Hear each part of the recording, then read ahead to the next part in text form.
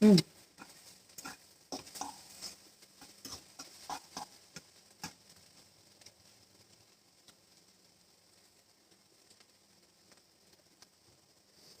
Ah.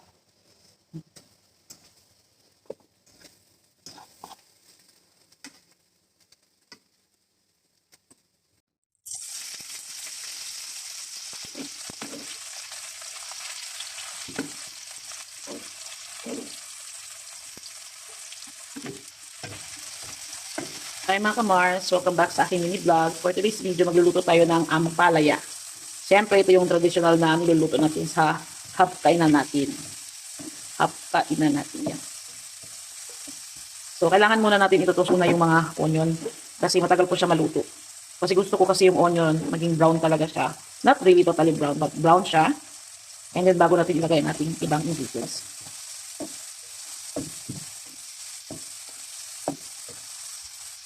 So, hayaan muna natin siya maging brown. So, kung bago lang po kayo sa aking mga video or sa aking Facebook, please don't forget to like, comment, and share. And please don't skip the ads kasi yung ating stream ads ay monetize na pero wala pa tayong ads on reel.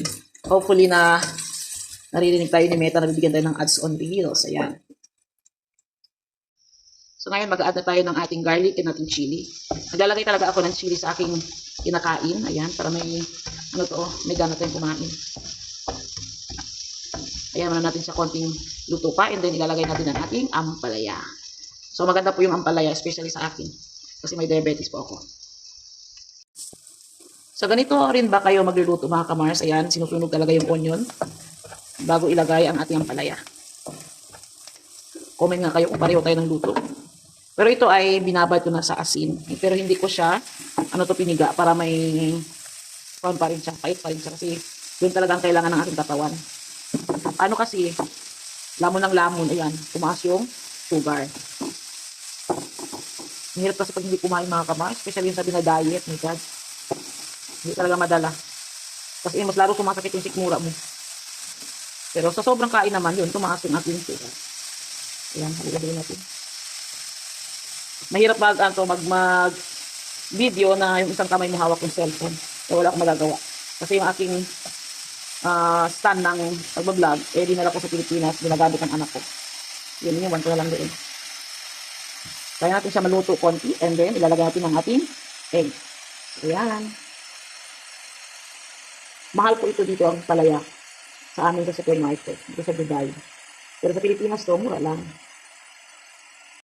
Maglagay tayo ng black pepper. Ayan, at saka maglagay na din tayo ng asin.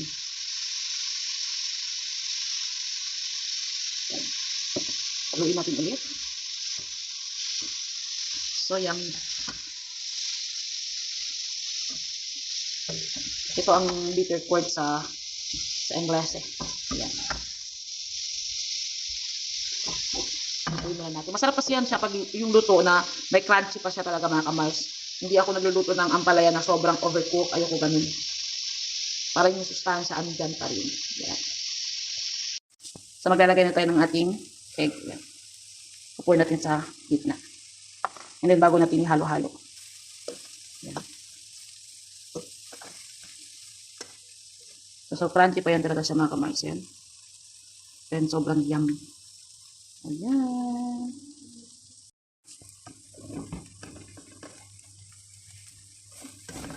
Ayan, luto na po ang ating ampalaya. Ayan, kain na po tayo. Ito lang po kakainin ko. So, no rice. No rice, okay, Elaine? Kasi ang iyong diabetes. Yummy.